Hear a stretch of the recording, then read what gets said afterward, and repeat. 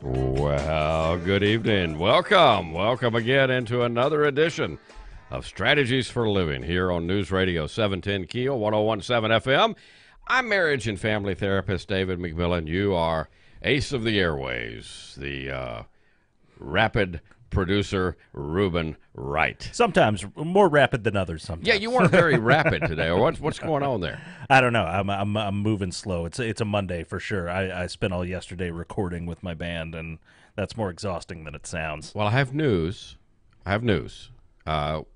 Carla is not with us. Is she not here today? No, she's not here. She doesn't have a blank stare on her face. Okay. No, All she's celebrating grandbabies. Oh, good. Baby boy 6 pounds, baby girl 5.8 Big pounds. Congratulations. Yeah, isn't that great? That's two of them? Did you say that? Yeah, two. Yeah, count them. Count them. Two. Oh, Lord. Two. All is well. All good. is well. And she got word after the I think she may have gotten word Thursday when we were doing the program that they were coming On the way. On the way, one way or another. So anyway, Carla, we're giving Carla the week. You're giving Carla the week off, yes, right? Yes, indeed. All right. So, but this evening, and we'll try to do this through the week. We're going to have some guest co-host today. You read her. You read her in the Shreveport Times, Sarah Hudson Pierce. Of course. And yes. and I'm going to tell you a whole lot more about her because I think she's been writing her whole life. She came from the backwoods of Arkansas. And right? She started writing on trees, I think. But but now she's here writing for us in Shreveport, Bossier City, Minden, and all points like that. So we're going to come back and meet Sarah Hudson Pierce. Folks, thank you for tuning into Strategies for Living. We are presented by CADA, the Council on Alcoholism and Drug Abuse of Northwest Louisiana, been helping individuals and families now for 60 years. We're also brought to you by Jerry Anderson State Farm Insurance, by Learning RX, by Highland Place Rehab and Nursing Center, by Jacobs Well Inspirational Books and Gifts, and by Resilient House. Coming back to meet Sarah Hudson Pierce, our life strategist, this evening on Strategies for Living. Stay with us. I don't care how much money I gotta spend. Got to get back to my baby. If we're talking addiction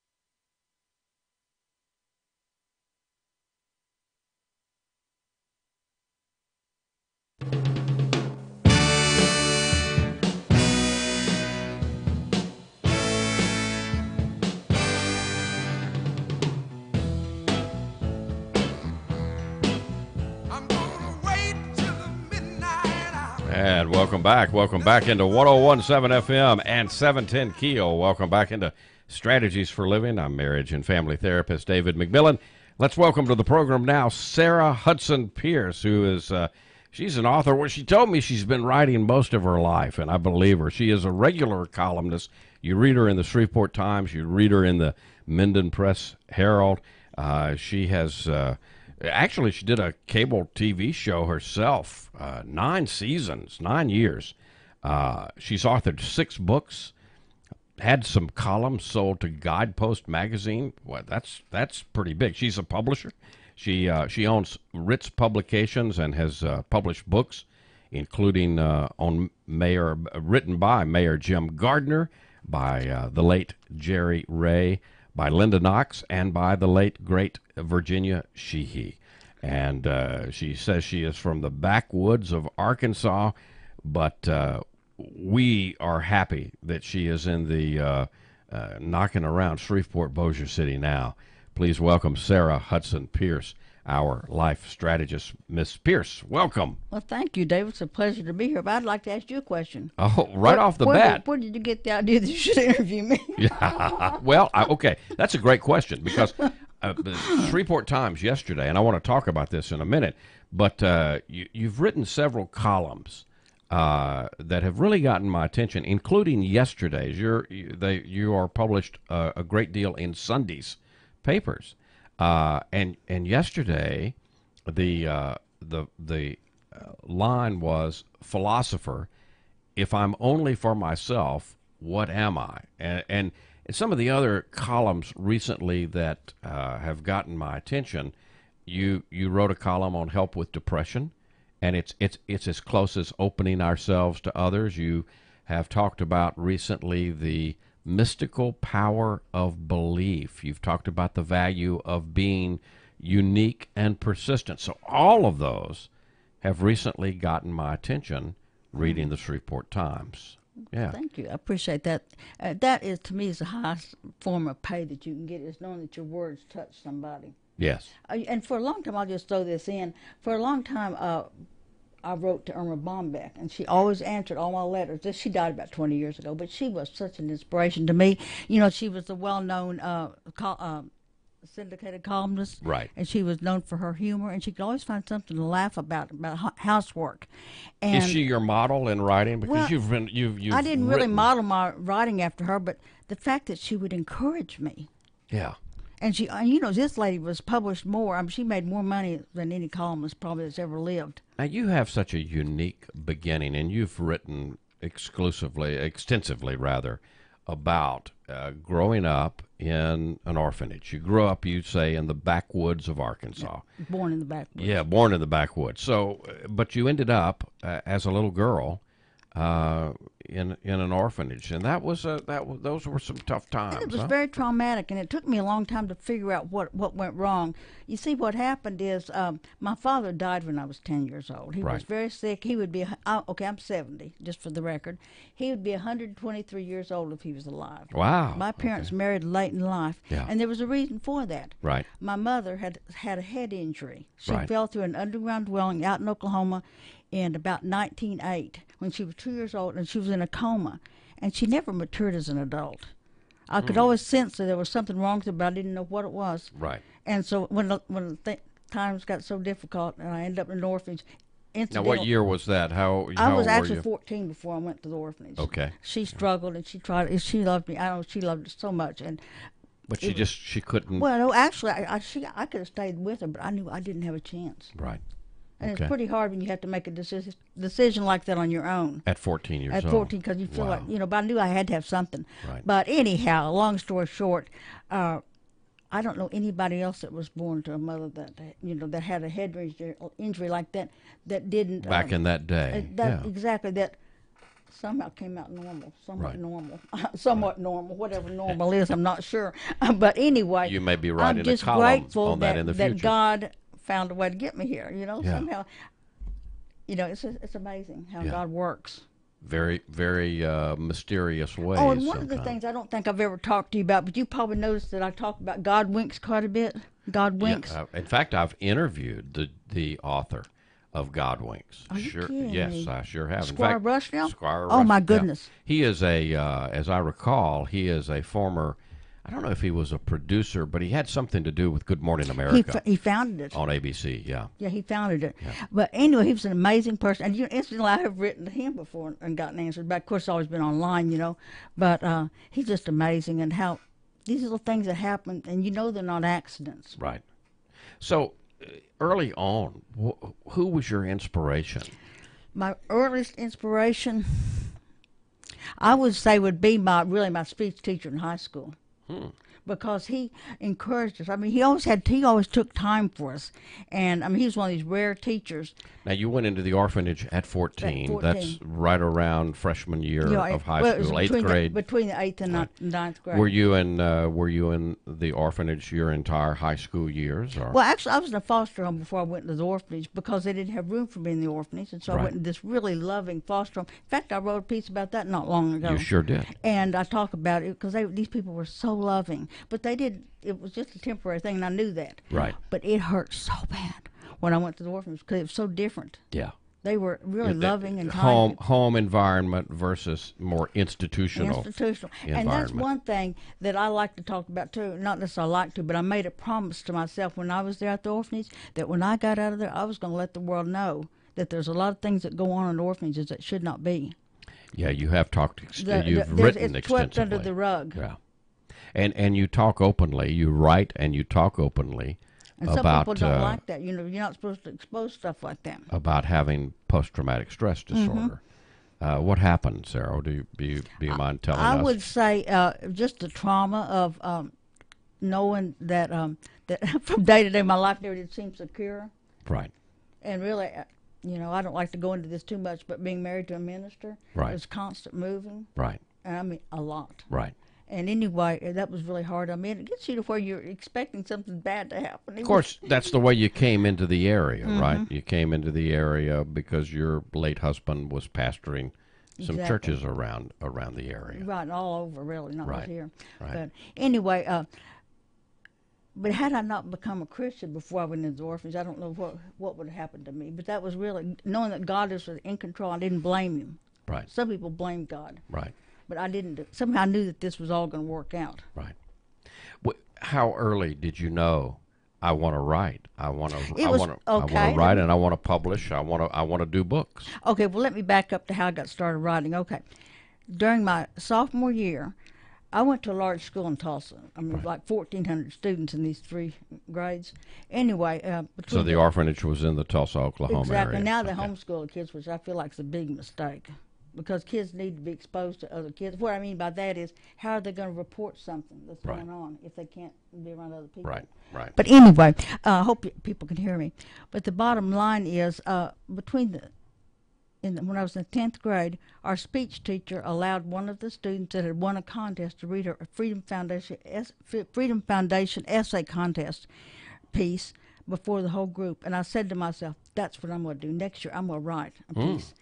And I didn't write anything all year. I just kind of thought about it. About 3 weeks before the contest, I woke up in the middle of the night and wrote it down. And I was so happy to win 3rd place. You won 3rd place in that. And what did you write about? What was that? What was? I wish I could remember exactly. I wish I still had the piece. It was something about some general subject about freedom. Something that you could go into all directions. Right. Right. But anyway, then the next year I won again, and I never did win 1st place, but just to place. But you placed again and the following walked year. down the hall and see that under glass. It was so impressive. Wow. I had a real good experience in the public school. That's really what helped me more than anything, and taking public speaking. And I took public speaking for one specific reason. Why is that? To help me break out of my shyness. I knew that I had to do something. When you have to raise yourself, you have to kind of figure out what to do, Now, anybody that has seen your TV program, read your column, anybody listening to us now might be saying, Sarah Hudson Pierce, shy? What?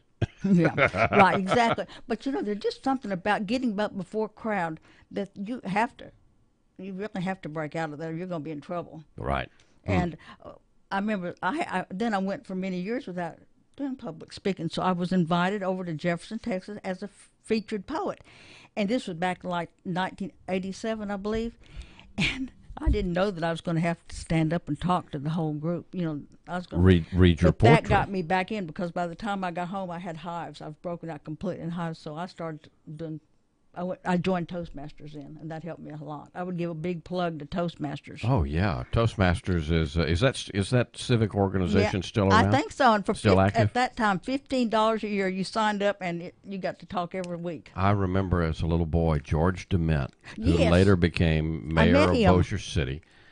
George was very, very active In in fact, I helped him to do a Toastmasters. little book. When he was running long before he even thought of being mayor, for many, many years he was the innkeeper of the Holiday Inn in Yes. Bossier City on Hamilton Road, right off the interstate. Hamilton Road exit there on I-20, and he hosted at his hotel I don't remember if it was Wednesday or Thursday, but they had a Toastmasters meeting there. And Mr. DeMent was a part of that. And I would imagine that was no small part of later his unprecedented run as four-term mayor Yeah, of he was Bossier very City. popular. Very successful. Very popular. We're talking to Sarah Hudson Pierce. We're going to come back. I want to talk about the article in yesterday's Times. Okay. If I'm only for myself, what am I? Well, let me give Provocative subject. Let We're me give talking. the full title. I mean, full quote. Okay. If I'm not for myself, who will be for me? And if not now, when? But if I'm only for myself, what am I? All right, we'll be back. Sarah Hudson Pierce today on Strategies, Our Life Strategist. Be right back. He used to lean upon me.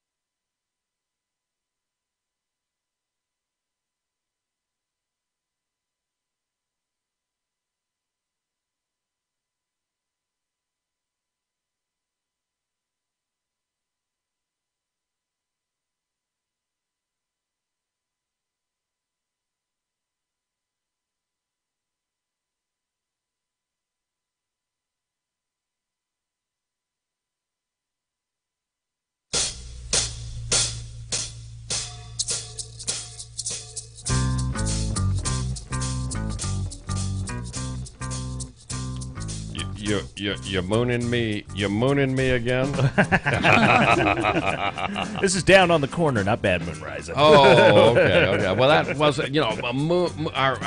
our colleague here on KEEL, Moon Griffon. He must be a CCR freak. Yeah, oh yeah, that's right. Yeah. Yeah, so that's why I'm saying you're mooning me. Right. Yeah. He does play CCR a lot, even though John Fogerty turns out from California, not from Louisiana. I don't understand. Yeah, I don't understand. But the boy could play good music. Sure. Yeah. Let's talk. Let's say it like it is. Welcome back, folks. Welcome back into 101.7 FM and 710 KEEL. Welcome back into Strategies for Living.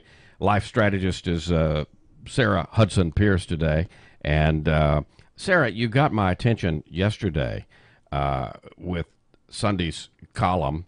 And I love that the Times is putting it in the A section because at 7A yesterday I'd had time to get a couple of swigs of coffee, and then I finished my first cup with your column. So you say Hillel, who is a noted Jewish philosopher born in 110 B.C., asked the poignant question: if I'm not for myself, who will be for me? If not now, when? But if I'm only for myself, what am I? Because we, to a degree, invent our own destiny. We create it, make it happen, manufacture it within our own brain, and then believe it into existence by diligent work, creative energy that drives us to our goals. We must devise a plan of action to reach our desired destinations. All right, so you hooked me. You hooked me right there in the first paragraph. Did that when you sit down to write a column like this? Do you think about what do I want to say this week, or does it just download to you? Actually, this is something I'd written some time ago, and I just kind of reworked it a little bit for the newspaper. You're telling us your secrets now. No, I'm telling a secret. Yeah. Because I can inspire myself sometimes if I go back and read stuff Yeah, that I've written in times past. I wrote 10 years for the Times. I wrote a column 10 years. Yeah, I remember for the that. Times. I sure do. And it was a weekly column. It went on different days. They never let me on Sunday. So you see, you've made the big time. Well, it's better to be on Sunday because more people read Sunday paper. Absolutely. And but I never got to the big time. Whatever. They don't let radio guys at the big time in the But newspaper to me, the hardest business. part for working for a newspaper would be to have to write on demand. Yes. I would not like that kind of writing. I think it would lose something. But then there are people gifted. I with think that. there are people gifted with it, and I read you as in my envisioning you're that kind of writer, sitting down and knocking out a column very quickly. But I think one thing that motivates me to talk about some of these subjects that I talk about is I know there are people that are going through deep depression, and I knew one lady, I didn't really know her well, but she committed suicide a few years ago, and I think if she had just known, and a good friend of mine that knew her told me, she said, why didn't I ever ask her what was wrong? But I think if somebody can see somebody have enough guts to write it down, right, put it in the paper, they think, well, maybe that's what I need to do. That's a good point, Sarah, because, we don't ever know who's listening to us. If we're doing a radio or television show, we don't know necessarily who will be impacted. You write, and hundreds, thousands of people every week are reading your words. Many of them, I'm certain, are inspired by those words. Well, to me, that's something that really, I think that's the highest price you can be paid. Is to know somebody's reading it. It's just like I mentioned a minute ago about Irma Bombeck. She was one of my inspirations because she dedicated a column to me one time. Really? Back in 1987, I believe it was. What a sense of humor that made Miss me feel Bombeck so had. good, Yeah. That just made my day. And she says, I sent her a copy of a check I got from a poem that I sold at $5. And she says, if you're Sarah, what can $5 buy? She said, well, if you're Sarah who lives in Louisiana, $5 can buy maybe a pair of pantyhose, maybe a half a gallon of ice cream, maybe, something like that. Yeah. But if you're Sarah, it buys euphoria. And that's really what it does. Just a little bit of inspiration like that can just keep you going. Yeah. People don't realize sometimes just how much they can lift somebody else up. And I didn't realize it, but her mother was raised in an orphanage. I didn't know that until I'd been writing her a while. Wow. and her oldest child's adopted, just like mine. And then she had 2 biological sons. So Wow. there's a God wink right there. There you go. You go on to say, someone has said that in order to achieve any goal, there's only 2 things that we must do. First, we must decide exactly what it is that we want. And secondly, and just as important, we must determine what price we're willing to pay to make that goal a reality. Now, see, that if you didn't have me hooked before, you got me right there. We got to decide exactly what it is that we want. How many of us stop asking ourselves just the basic questions? What do I want? When do I want it? What, if anything, do I need to change in my life to get what I want? And how will my life be different when I get what I want? To me, Sarah, those are what I call the magic questions. They're magic because you can ask them of yourself over and over. I also call them the map questions because those questions help you to make maps for yourself and then keep those maps current. And then sometimes you can want something maybe and be willing to pay too high a price for it. That might do something, damaging to your family or something like that. People can pay too high a price, I think, sometimes for something. But still, so that's the determining what price we're willing to pay. Yeah, to make the goal a reality. I know, it's like Irma Bombeck. She promised God that if he would allow her to have children, she wouldn't work outside the home. Well, she kept her promise. She put her office in her house. Put her office in her house and, and worked. The kids would have to slip notes under the door to reach her. I love it. I love it. But now let's keep going. Let's see. So you go on to say Ralph Waldo Emerson said the highest price we pay for anything is to ask for it. All right, now when I got there, I went, wow. The highest price we pay for anything is to ask for it. That takes courage to pick up the phone, call Channel 3. Would you interview me, please? Yeah. or to think, I want to be in this relationship, or I want to work there, or I want to be mentored by this individual. But, I think a lot of times we destroy ourselves by what we say. Okay. Oh, the Bible says, out of the heart the mouth speaketh. Right. And if you start saying the wrong things, you're going to bring them into your life. So we need to be very, very aware and even impeccable with the words that we speak. Like if you don't want something to happen, don't say it. Yeah. Well, yeah, and even to be aware of thinking it, because we're very creative beings, aren't we? The first, very, very early in the Bible, it tells us that we're made in God's image and likeness and that God created everything. So if you put those two together, if God created everything, God's creator, and we're made in God's image and likeness, that means we're creators. That's just exactly what was going through my mind, too, because we do have that creative spark. Yeah. But many of us, again, don't pick that mantle up. And I think sometimes, too, life can wear you down. You can let life wear you down. Yeah. Where maybe you're not doing what you really could be doing. Yeah. You say not much of anything happens until we take that first step. And that's so true because, again, if we don't keep our maps current, if we don't ask ourselves, what is it that I want? Then, that is perhaps living lives of quiet despair. Yeah, and one of those Roosevelts said that we live in the gray areas of life, neither knowing victory or defeat. Yeah. So you go on to say, Emerson went on to say, the world makes way for the man who knows where he is going. And sometimes the way we're going may not be the best way, but we're going there, and the world will make way for it. Right.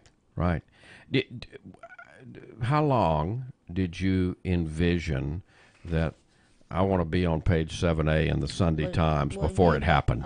Boy, that's a good one. I tell you right now.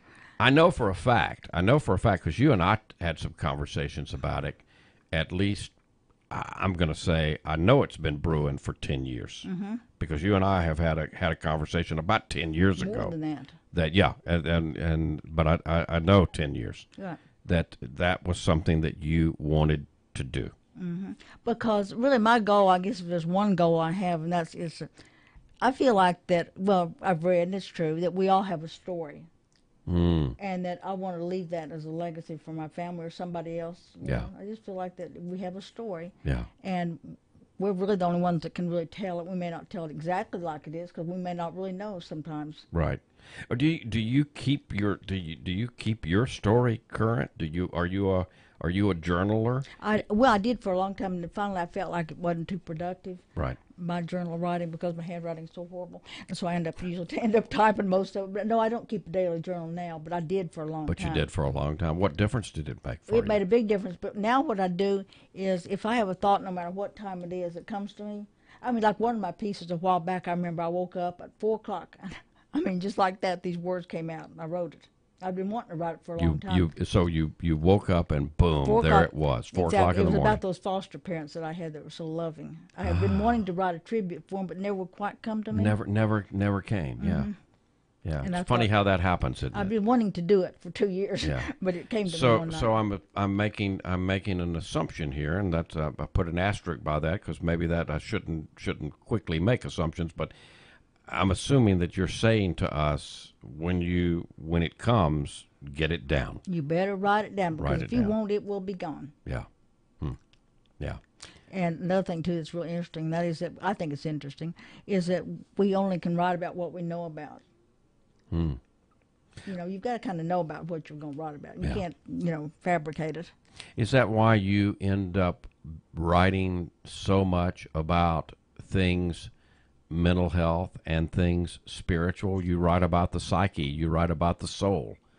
Probably it is. But my goal in life, and I've got to get it straight exactly, because my oldest son especially wants me to do it, and that is to write a story of my life from beginning to up to now. But it's really hard to do. You know, that's really hard to do, to get your life. Now that's story interesting down. because you've helped Mayor Jim Gardner do that. You've helped Jerry Ray do that. You've helped Virginia Sheehy do that. Yeah, but hers was more of a tribute book. Right.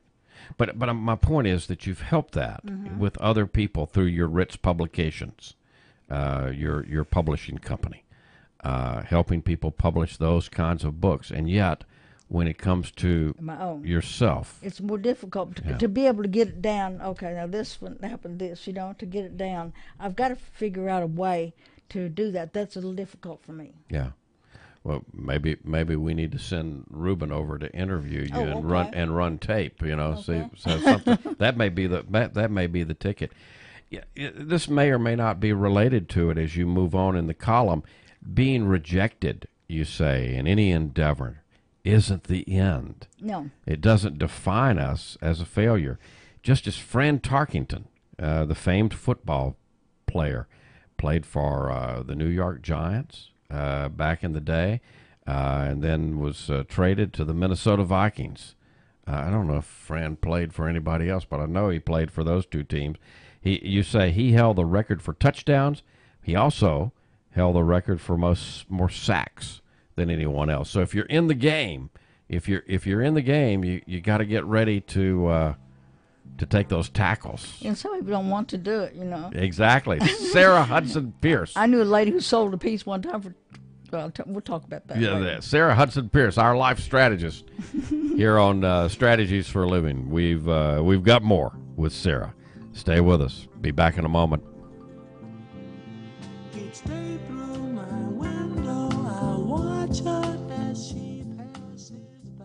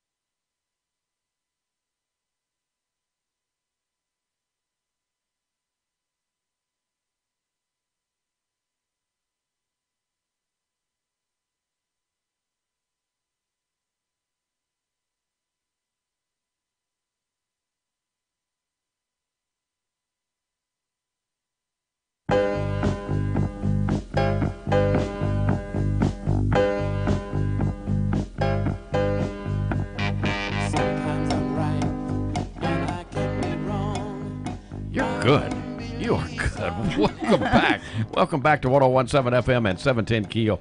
Yeah, you picked right up on it, Ruben, right? Our life strategist today, she writes for everyday people about everyday people. It's my sixth sense. I knew I put that up as soon as I walked through the door and was able to get it on. How do you do that? I can't give up my secrets. No, I know. We're not asking you to. Folks, welcome back into Strategies for Living. I'm marriage and family therapist David McMillan. He's Ruben Wright, and our life strategist today is Sarah Hudson Pierce. All right, here's, not that you hadn't already gotten my attention in yesterday's column.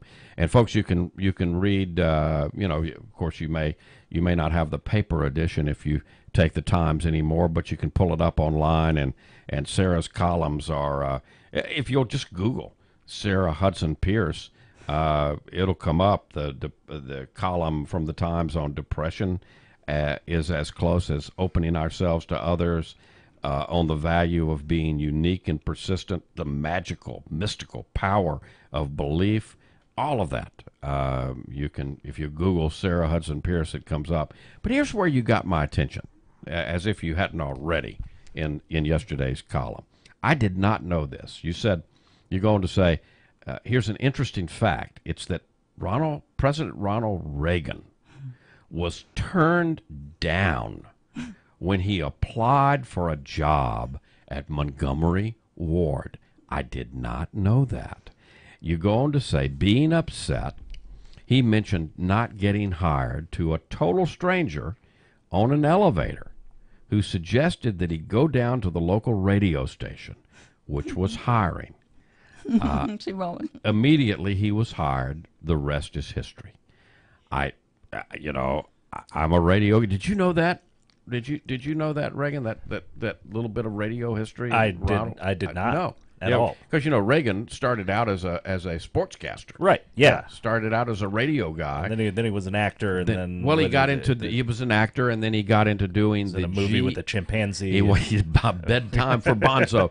But then he got into doing the General Electric television. It was and that was kind of the bridge, if you will, between his broadcast days and his and his political days. But what struck me there, Sarah, is, wow, you just are stretching me. You're making me think here about, how many times we call them coincidence. They're not. They're God winks. Yeah. You call them God. You're calling them God winks. But I wrote a column when I was writing for the Times. I wasn't extremely proud of the column because it was one of those that I wrote very quickly, but I was proud of the title, the headline that I added. I've had far too many coincidences in my life to believe in coincidences. Yeah. Not really coincidences. Yeah. I was prouder of the title that I came up with than I was the story itself. But there really aren't any. And I'll tell you something else I like to focus on. That's people think that they have a learning disability or something like that. But, okay, what you got here? You got Thomas Edison. He went to school 3 months, and the teacher told his mother, just take him home. He's not going to learn. He's addle-brained. Thomas Edison. And here we got the light bulb. If they'd been left in school, he probably wouldn't have amounted to anything. Everybody thought he had a problem. Right. Okay, and then you've got Charles Dickens. He didn't go through, I think, not even through the 6th grade. Yeah. And Mark Twain, I believe, now I'm not sure about Mark Twain. I better take that one back. But those two for sure. Yeah. Charles Dickens, of course. And then that's why I've also written a little bit about autism. I think we need to back up and realize that a lot of times what looks like a disability could actually be a blessing. A lot of these children are more intelligent than ones that have these disabilities. Right. Many of them. On how they're treated. Right. Many and in many cases, we live in such an extroverted world, and when someone is introverted, or someone is their energy, we usually think of extroversion, introversion as, well, the extrovert is out there shaking hands and, glad handing, and the introvert is over in the corner. But really that's not true. Really it's about extrovert, introvert is about where your energy is pointed. And the extrovert's energy is pointed outward from themselves, whereas the introvert's energy is pointed within. And that can be a tremendous blessing and it make a tremendous difference in your life. I think so. And I really think if I was to really define myself, some people probably think I'm an extrovert, but I really think I'm an introvert. I think you are. 'Cause I would agree with I that. enjoy that time alone. I can tell by your writing. So you don't, someone doesn't write the kind of columns that you routinely produce and not be a deep thinker. You just don't do it. Well, let me ask you one more question. Okay, how do if somebody came to you and they said, "I've been knocked down, you know, I've been defeated by life or whatever," how would you tell them to get back up? You put your hand under you. If you're knocked down, you put your hand under you. You get up, you dust off, and even one step forward, you move. You start doing the same things again. There's a saying: feelings follow behavior. That's a saying that is used. I don't know if it originated in the AA in the recovery world, but it's used a great deal there, and it really makes a lot of sense. You know, some of the other sayings that go along with that in recovery, fake it till you make it. I don't like that one as much, no. but you know, keep coming back. You know, one step at a time. You know, but feelings follow behavior is absolutely accurate. So many times you don't feel like doing something, but you say, okay, I'm going to delay gratification. I'm just going to do it. Mm-hmm. And before you know it, you think you get busy doing whatever it is you're doing, and you become aware, wait a minute, I'm feeling different. You know, mm-hmm. Something's going on. My feelings have changed. So feelings follow behavior. So you go on to say it's not what happens to us or how many defeats we encounter, but how many times we get up, dust ourselves off, keep trying, each time rising a little further up from which we came. Perhaps we know deep inside that the time has come that we must reach inside, develop our gifts, or die in despair. Life has never been easy, but visualizing our dreams as a reality before the first step is taken is what makes the difference. Mm-hmm. I mean, I read someplace years ago that it's kind of like our mind is a camera, and we get that little image in our mind. Right. And then that's what causes it to happen. You've got to believe it first. Well, and you know, we do have a mechanism in the brain. I think it's called the reticular activating system, deep inside the brain.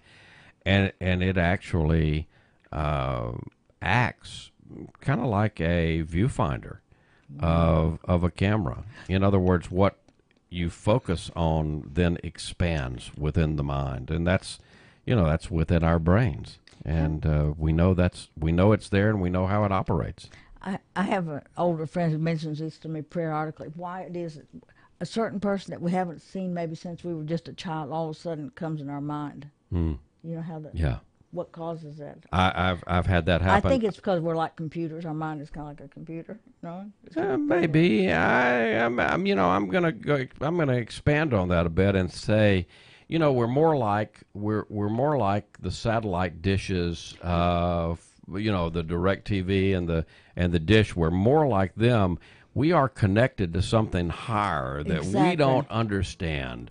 Dr. Jung talked about something called the collective unconsciousness. Now, what's his name? Are you talking about Carl? Carl Jung, yeah. We're talking to Sarah Hudson Pierce, Times columnist today here on Strategies for Living. Our life strategies. We'll be back. Stay with us. More strategies to come. But it don't sing and dance and it don't walk. As long as I can have you here with me, I'd much rather be forever in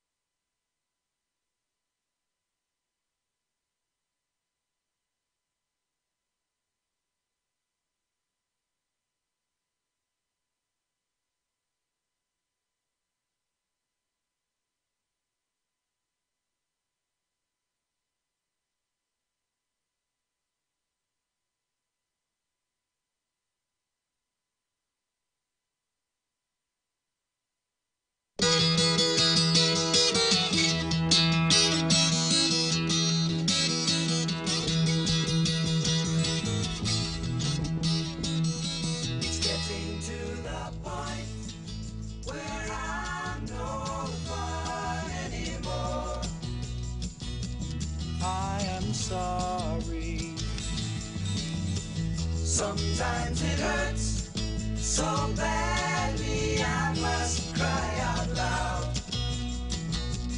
I am lonely. I am yours. You are mine.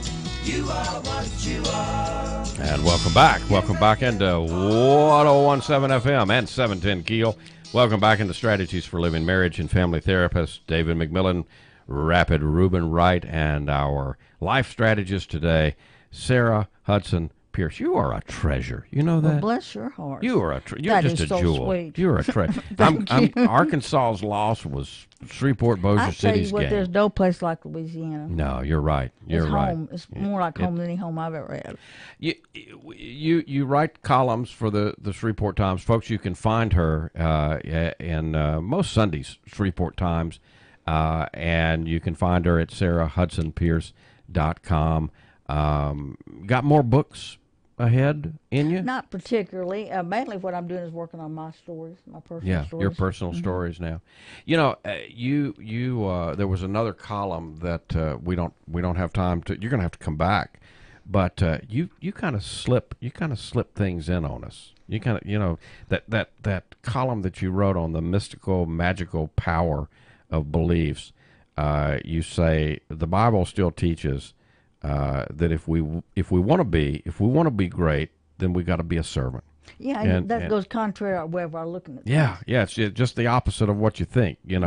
Helping other people reach their goals. You quote, Zig Ziglar. You say enthusiasm has been defined as the God in you, which leads to that Zig Ziglar quote. You can have everything in life you want if you'll just help other people. It has to be both ways. Get what they want. Mm-hmm. And I think that is so powerful. You really do. Sarah I mean, you Hudson can't Pierce. live it to your life just to yourself. It's got to be. You got to encourage other people. Yeah. So I don't know how you got. I don't know how from the backwoods of Arkansas, like you say, you got so smart. I don't know about that. But you did. But let me say, I like to go back there and visit at least once a year. Yeah. And go down this little country road. The last place I lived was Noel, Missouri. Yeah. And I've written about this before, but I got into a very frightening experience in January of 1962. And I walked down this little tiny narrow road to get away from physical harm. Yeah. And I mean, 2.5 miles out in the woods, no street lights or anything. I went straight home.